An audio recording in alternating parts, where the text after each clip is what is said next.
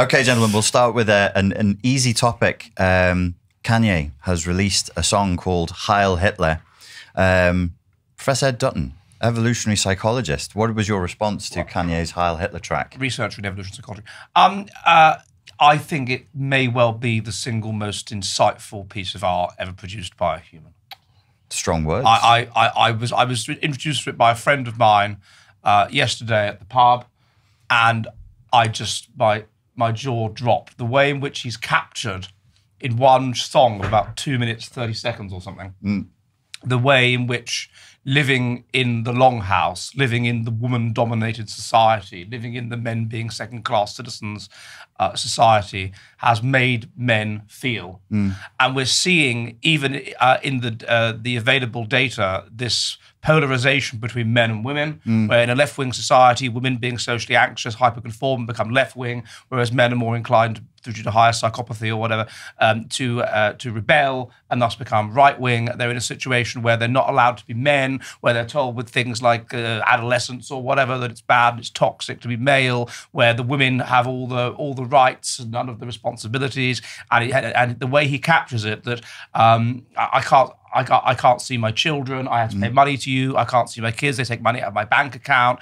I feel like I'm being cuckolded, all this sort of stuff. And it's pushed me as a black man so far that, frankly, I'm open to the possibility of tearing down everything, questioning everything about the left-wing society and following Hitler. And then you have these series of black actors who I thought acted very well, by the way, with this stolid and stern look on their faces, turning back into being, as it were, real pre-feminism Stone Age men covered in furs, and they just and they just chant it like a mantra. Bleep, right, whatever. We'll bleep it, don't worry. And then it builds up to this ending where Hitler starts shouting about whatever it is. I mean, it's brilliant, and that's why they've cancelled it on so many channels. Lipton, what was your response to the Ye track? Well, I'm going to be honest. Kanye West is mentally unstable, so I don't like to take him seriously. But the reality is that we need to go back. We should go back in the sense that centuries ago, when women couldn't vote and they didn't have certain rights, that was not necessarily bad for society. Men are patriarchal. Men manage other men, women, and children. Freedom is a burden. And when you put women into positions of power, what do? They care more about their feelings, empathy, and well-being. They don't really value controversy, serious scholarship that's very problematic. They care more about how people feel and how to build families. That's why they really should stay in the home. And there are really good studies on this topic. When women stay home and raise children, the children are nurturing, empathetic, and many of them do well in school. So I'm not anti-women, but women have a role in society, and that role is not leadership. Secondly, this is an important point. America and other Western societies, they're going to end up like some backward parts of the world. Like in Jamaica, there's this issue where fatherlessness is a problem, and it's a big problem because of some women. So if a man is not wealthy, or if the mother doesn't like the man, she destroys the bond between parent and child. And as a result, children feel abandoned because their fathers are not allowed in their space due to the vindictive mother. So do you think the Kanye song speaks to that? Yes. Because, so for example, a man and a woman, they get married, they get divorced, and the judge says, okay, we're going to ensure that these children stay with the mother because she's the woman. And some of these women, they're vindictive. They use the children as a tool to spite men. And that's bad for the formation of human capital, because when children become a pawn in parental warfare, they don't do as well in school. Another issue again, there has not been much research on this in the developing world, but we have data on the matter in America. So, for example, a man and a woman, they get a divorce, and because of divorce, they use the children as a pawn to get money from each other. So, if a kid needs lunch money to go to school, then I'm giving an example, and the mother can afford to send the kid to school, she will not do it because she wants to extract resources from the man. And anecdotally, this happens in Jamaica all the time because I'm from Jamaica. So men have to know their place, and women should just be women. Dr. Paul Taylor, what did you think of Ye's track? I'll do a short version and a long version. In the long version, please interrupt if your eyes start glazing over. I'm going too far into the thicket and the weeds. But the short version would be, I think it's a brilliant boon and shot in the arm for the karaoke industry. Because you're going to get 20 black men at a time singing in karaoke bars. The industry's been on its knees post-pandemic for quite a while. I think people should take a moment to reflect upon that. More seriously, I'm in a very odd position where I think Ed's just used a load of very clever postmodern-y interpretive words, whereas I'm more likely to say, well, you did quite a long rambling analysis of it. And I think, a bit like it, Lipton, I'm a bit, how do you interpret something that is the product of a mentally unwell person? Now, having said that, I do accept that creativity and mental instability are often quite closely linked. So that's one thing to think about. I do think if I was going to give a proper reference, it would be, there's a guy called Philip Reef, who I think he died in around 2006, but he was writing in the latter part of the 20th century, and he was married to Susan Sontag, if you bothered about celebrity status. And he was a sociologist at the University of Pennsylvania, but he wrote a trilogy that was published posthumously. And he had, I think the first volume was called My Life Amongst the Death Works. And his theory was, you've got three worlds. So it's quite a nice inversion of the first world and third world. The first world, as he defined it, was mythical culture like the ancient Greeks, or tribal culture that has myths that hold the community together. The second world is more like the major world religions. It's based upon faith. And the third world, which is what we're in now, is a desacralized, it's a world without any notion of the transcendent. And I think if you're going to try and read something artistic into what Kanye West did, it's this desperate search for the transcendent. He's trying to use the last taboo, and then we can talk about, it's like two-tier care. There's two-tier taboos. The ninja word, people should realize what I'm referring to. The N word that is blacked out, or not blacked out, it's an unfortunate phrase, is censored online on some of the variations of this song. But the HH is kept in. As if, so there's a two-tier taboo system. One word is still a taboo. One phrase that refers to the extermination of 6 million people and others is somehow fine. And I think it's a point Matt Walsh made about that it's the first taboo in the history of humankind where some people get to use it and some people don't. So I'm fascinated. I think that gives an edge to the whole thing. Those men are saying what most people can't say, allied to another phrase that you're never supposed to say. But it's all to do with, if you want the pompous interpretation, it's to do with this desacralization. We live in a world without any notion of transcendence, without any, this is the whole point of my channel, art to aspire to, literature to read that makes you think. And we're trapped in this world of, and you're the narcissistic expert. Sorry, you're the expert on narcissism, I think, how I described you. Nice. Good dig. Well played. Well played. I tried to get myself out of that and made it worse. Hopefully you get my point. Yes, sir. There's the narcissism of the way the song begins, where he's ranting about not getting access to his children and everything that's wrong in his life. Well, guess what, Kanye? Shit happens. People have tough lives. The counterpoint might be, well, not everyone's creative enough, because it is very catchy, to create this type of meme-like song. But I find it very difficult to separate his creativity, his musical genius, from the culture we live in that gives a meme to taboo subjects just because it shouldn't be said. We then make, we're now talking about it, and on it goes in this circle of madness. How you do it. You will tend to oscillate between these extremes. And I think a really good, it's unfortunate, we search for this balance where there's the ideal society, where there's the balance between being open and closed, where there's the balance between being, I don't know, perhaps even religious and irreligious, the balance between these extremes. But unfortunately, for various reasons to do with human nature and turning points and following the crowd, it doesn't work like that. And so what you will tend to get is a situation where you're pushed in the most extreme direction towards, let's say, obsession with equality and harm avoidance, things like that.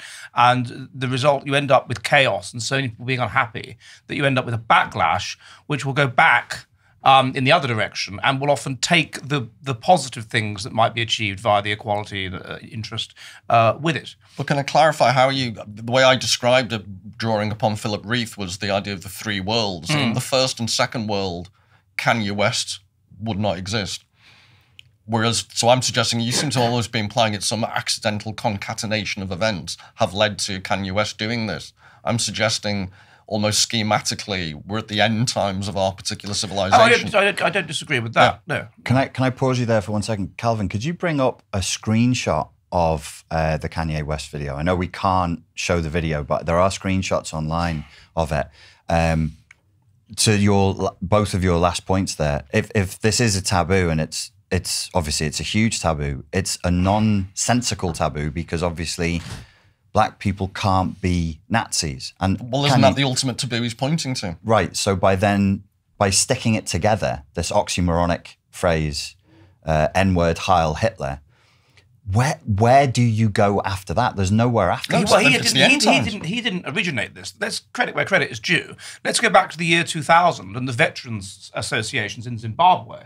And one of those was led by Hitler Hunzi, who was, I don't even know if he had been a veteran in the Bush War, but he went on, so-and-so Hitler Hunzi. Why? Well, because I'm like Hitler, I am, and I like the following things about Hitler. Right. And so they're able to divorce the fact that Hitler regarded Black people as primitive or whatever from the dimensions of Hitler that they like, which is that he's basically promoting a sort of big man society, a group-oriented, warlike society, and this appeals to them. A sort of might is right philosophy, which is kind of basically what Hitler was talking about. But do you get my point about the first world aspect? Sorry, Paul. The other image that had, if you go back, top right, where we can see the wolf skin. That was the point I was going to pick up on. I don't know if you can make that come up on screen in a corner somewhere. I was trying to work out actually, Paul, if that was because I thought it was they have wolves in. But it's Adolf means noble wolf, doesn't it? That's the original meaning of the name. Maybe Adolf. I'm completely off beam, but it struck me as the Roman soldiers. It's the type of thing they would have worn, and as they fought with the German against the Germanic tribes. But they also had them wearing monkey skins and things, monkey fur and things like that. Who did? In the video. Did they? Yeah. So I only noticed. But it's my point about the first world. It's primeval. So, and this is what I wanted to ask about, because there's something very. I think the track is good. The music is well made. It's a stirring short track, but there's something hypnotic about the video. You have men in rows wearing wolf skin. And they're sort of stood in this militaristic. Yeah, that's what occurred to me. That the Romans used to fight in these squares. Yeah, and that's exactly. I think that's exactly what he's alluding to. And they don't blink. Their eyes are open, and they're looking straight ahead, and they're reciting the lyrics in this machine-like way. You'll know more about this than me, but the history of the fasces, the sticks, the fascia, Roman binding together. But the whole origins of fascism in the Roman. This is why I think the allusions to the Roman Empire. Right. It all. If you look deep enough, it all fits together. But then this is the notion of semiotic interpretation. You can find links if you look hard enough. I was impressed by it. As I say, found it. I was transfixed by the video. But obviously, I think he knows it's a pointless rebellion. He doesn't think anything is going to come of it. He knows, and that's almost part of the point, because he's failing. Go ahead. I agree with Paul. Paul is so brilliant. Yes, he is. Some time ago, I was reading an article on On Review published by this academic, and he was arguing that we live in a culture of negation. So we don't have positive values these days. All right then. Blacks and foreign aid. Yeah. So you were saying we live in a culture of negation. So originally, as Paul said earlier, we had different myths which were underlying society. Today, we are always railing against a philosophy. So Kanye West is an artistic genius, and he has a motive for producing this song. But the response to Kanye West is negative. So Ed and Paul are both analyzing the song. I have given my own analysis.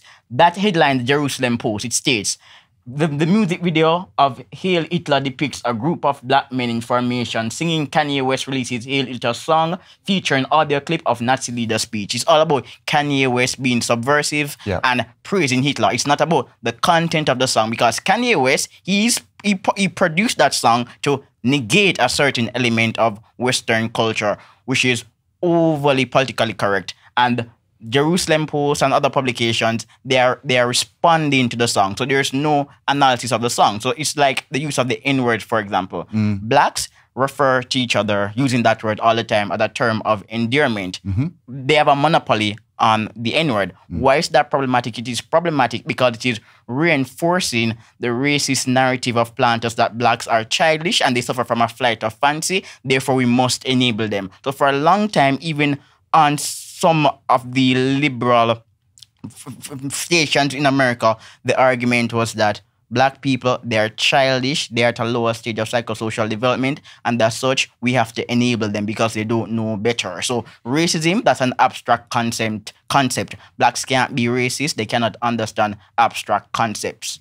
So blacks can use the N-word, they can behave badly in public because blacks are basically a childish race. They don't know better. And also he's highlighting, in a sense, the way that a black singer, whatever, a black art couldn't get away with this. Yes.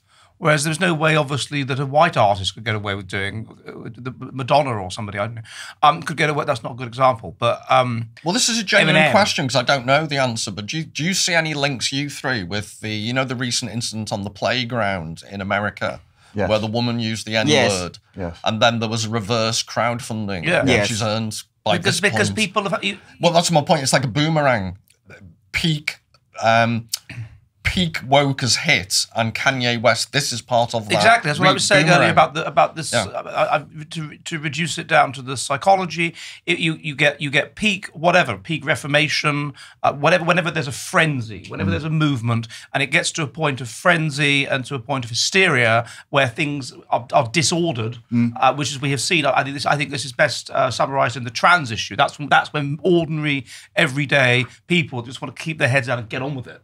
Even they realise this is ridiculous, and they understand that they're being repressed and whatever, and perhaps COVID was part of that as well. And then you get a very strong counter reaction, that can, in this case, be taken to it's their own fault. I mean, we've had constant biased and slanted interpretation of World War II since World War II, and eventually you get to the point where, of course, you question the ultimate taboo, and you start saying, "Oh, well, Hitler," this is completely to be expected. And it just puts me in mind of that poem by Larkin, "High Windows," where he notices the poem was published in '74. It was written sometime in the '60s.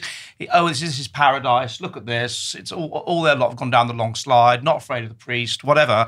And there's a couple, and he's fucking her, and she's wearing a diaphragm, and this is heaven. And then he's nostalgic for the high windows, the church, a sense of certainty. Now that then pushed further and further and further, and that reaction, which Larkin prognosticated, is now happening. Except it's going to happen much further. It's going to get much more extreme. What's the next phase after? So we have the transgression. There's the transgression of the video, the lyrics itself. In the first sort of verse, he's talking about how he's a cuckold and he likes to see his woman with other men. He's addicted to drugs. He can't see his children. And he's almost emasculating himself publicly. It's like a self-inflicted humiliation ritual.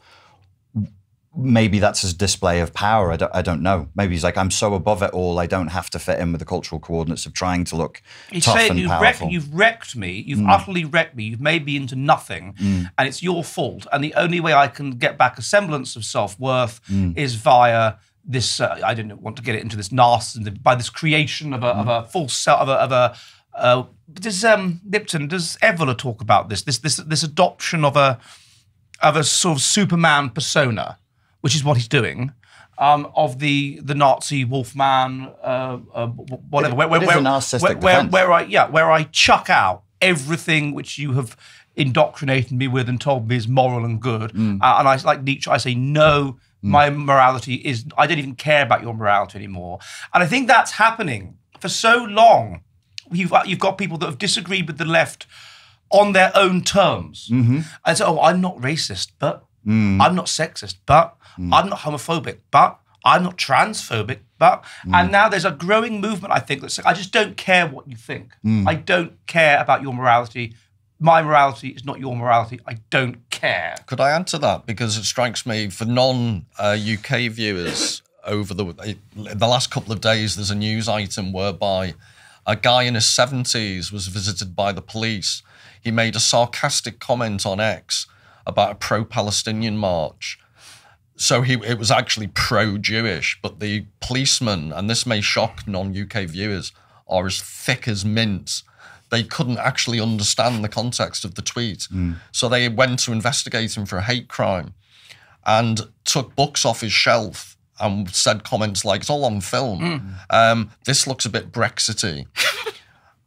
So he was questioned for 8 hours. He's a retired policeman, that guy. Yeah, well, he did a special constable. But he did, he was questioned for 8 hours. The chief constable has had to apologise to him. He's finally apologised to him. But to link back to what Ed was saying, my suggestion would be there's this undercurrent. Someone like me who's never been in any trouble with the law, used to respect the judiciary, used to respect the police. Now I have nothing but contempt for them. Well, how long? So it's the Kanye West type of resentment. How long ago was it that me and you, I was on Jolly Heretic, I was defending the police. Yeah. And then you were saying to me, are you sure you want to do this? And inside of a few weeks, I was like, no. After I'd seen more of these videos on X. We saw the riots. Yeah, absolutely. I was like, I can't. I have police in the family, but you have a moral duty as a human being not to do things like that. Go around somebody's house checking their books. But to go back to the first, second and third world schema, in the third world, without transcendental things like a god or anything, in, desacralized times, disenchanted times, you used to have the independent judiciary. You used to have police. You had confidence they would enforce the law fairly and equally. Everyone. In the second world, is this? No, in the third world, which doesn't have gods anymore. Oh, I see. So I'm saying we live in disenchanted times. We don't have traditional things like gods and religion and the Larkin that Ed's referring to. But at least we had an independent judiciary, a strong police that you could see as a transcendental force for law and order. When you take that away, you're left with the Kanye West big men in animal clothing. I don't think that's independent of the fall of the influence of males, because males have more... I'm not suggesting it is. They have more systematic minds. They are more interested in the truth above feelings. And so if we allow it to be taken over by females, which we have, then it's feelings above truth, and a general fall in the law the rule of law in favour of the rule of the mob of the Karens and how they happen to feel. So when I was in Stamford the other day, as I told you all, we were filming perfectly legally in a public place, and the group of Karens, all of them wearing lanyards, come up and demand to know who we are and what we're doing there. So we don't have to tell you who we are. Oh, why not? Of course, if you were professional, if you were ethical, you'd tell us who you are. Yeah, but we have to tell you what. But the chief police officer who was under whose authority those policemen went and harassed this individual on free speech crimes, that's a man in the police, which is still male-dominated. It's been a man that's been inculcated with all kinds of female stuff via the culture over the last 30 years. But that's an extra level you have to take it to, whereas I'm just saying the evidence is in front of us. Men who have authority are acting in this way, that men like me and you, I'm guessing, and Richard and Lipton, you end up feeling, what I'm suggesting is Kanye West has tapped into, as artists do, this undercurrent of anger that I think perfectly reasonable people, my anger, I pride myself on trying to be reasonable.